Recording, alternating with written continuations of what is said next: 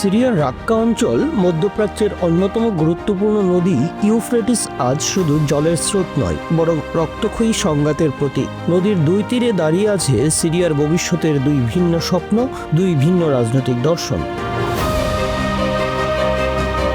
একপাশে ইসলামপন্থী গোষ্ঠী প্রভাবিত নতুন ধামেক সরকার, অন্য পাশে কুর্দি নেতৃত্বাধীন বাহিনী।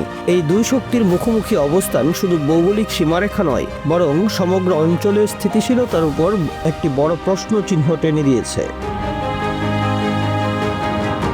গত বছরের ডিসেম্বরে প্রেসিডেন্ট বাশার আল আসাদ ক্ষমতাচ্যুত হওয়ার পর আশা করা হয়েছিল রক্তক্ষয়ী গৃহযুদ্ধ শেষে সিরিয়া নতুন এক শান্তির পথে হাঁটবে, কিন্তু বাস্তবতা উল্টো। একনায়কের পতনের পর দেশটি ছিন্নভিন্ন হয়ে গেছে নানা শক্তির দখলে।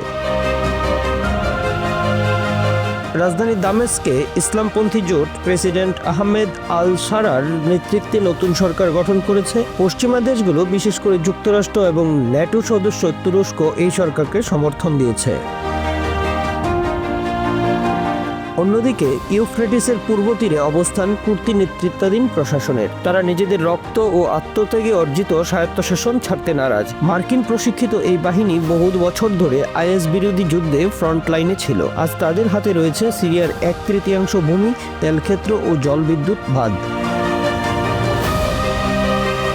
দেইর ইজ্জোর শহরে ইউফ্রেটিসের উপর মাটির একটি অস্থায়ী সেতু এখন হয়ে উঠেছে উত্তেজনার কেন্দ্রবিন্দু। মাত্র 200 মিটার দূরে অবস্থান করছে ইসলামপন্থী বাহিনী ও কুর্দি যোদ্ধারা। দুই পার থেকে মাঝে মধ্যেই গুলি বিনিময় হচ্ছে। স্থানীয় মানুষজন ভয়ে সেতু পারাপার করে। যোদ্ধারা বারবার সংবাদকর্মীদের পরিচয়পত্র পরীক্ষা করে অনুমতি দিয়েছে চলাচলের। ইসলামপন্থী বাহিনীর স্থানীয় কমান্ডার আহমেদ আল হাইস বলেন, দামেস্কে তারা মুক্তির কথা বলে, কিন্তু এখানে আমরা এখনো দখলদারদের হাতে। তার দৃষ্টি কুর্দি নিয়ন্ত্রিত পূর্ব তীরের দিকে।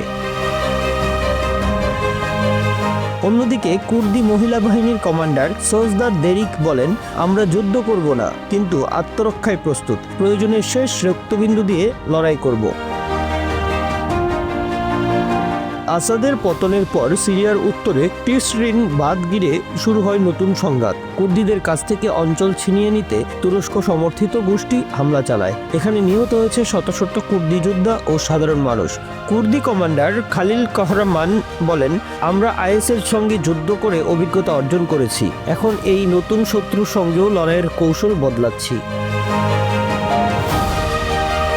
তাদের হাতে এসেছে নতুন অস্ত্র, ড্রোন। ডিসেম্বরের যুদ্ধে এগুলো তুরস্ক সমর্থিত বাহিনীর অগ্রযাত্রা রুখে দিতে কার্যকর ভূমিকা রাখে।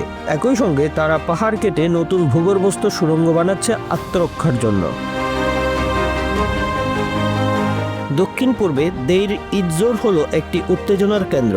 নতুন সরকারের সেরা কমান্ডার হাইস, যিনি তুরস্ক সমর্থিত, এখানে কুর্দি বাহিনীর বিরুদ্ধে অবস্থান নিয়েছেন। তার অভিযোগ, নিজের পৈতৃক ভিটেমাটি কুর্দিদের দখলে। প্রতিশোধের আগুন তার কণ্ঠে স্পষ্ট। কুর্দিরা হাইসকে ঘৃণা করে, কারণ তিনি তার দলে সাবেক আইএস সদস্যদের অন্তর্ভুক্ত করেছেন। আবার কুর্দিরা তাকে মানবাধিকার লঙ্ঘনের অভিযোগে অভিযুক্ত করেছে।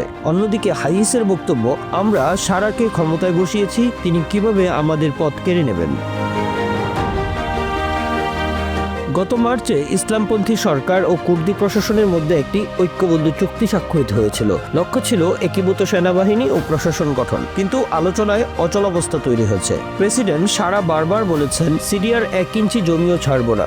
অন্যদিকে কুর্দি প্রতিনিধি ফোজা ইউসুফ স্পষ্ট করেছে, বলেছেন, দামেস্কের ইসলামপন্থীরা তুরস্কের প্রভাবে চলে, আমাদের লড়াই এখনো শেষ হয়নি।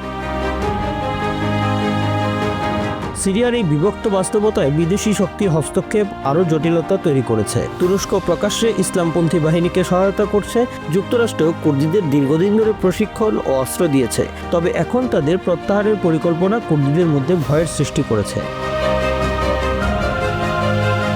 ইতিমধ্যেই ইসরায়েলের বিমান হামলা, তুরস্কের বোমাবর্ষণ এবং বিভিন্ন উপজাতির সশস্ত্র সংঘর্ষ দেশ জুড়ে অস্থিরতা বাড়িয়েছে।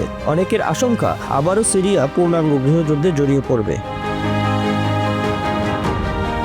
আজকে সিরিয়া তাই দাঁড়িয়ে আছে এক সন্ধিক্ষণে। একদিকে ইসলামপন্থী সরকার তাদের পূর্ণ নিয়ন্ত্রণ চাইছে, অন্যদিকে কুর্দিরা স্বায়ত্তশাসন ছাড়তে নারাজ।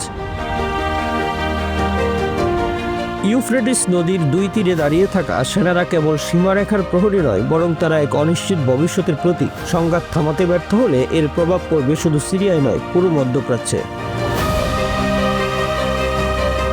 সিরিয়ার মানুষ যে শান্তি, ঐক্য আর নিরাপত্তা চেয়েছিল তা আজও অধরাই রয়ে গেছে। ইউফ্রেটিস নদী আবারও সাক্ষী হতে যাচ্ছে বিভক্ত সিরিয়ার। এই নদী একসময় সভ্যতার জন্ম দিয়েছিল, আর আজ সেই নদী হয়তো টেনে আনছে নতুন এক বিভাজনের ইতিহাস। Bangla affairs news desk.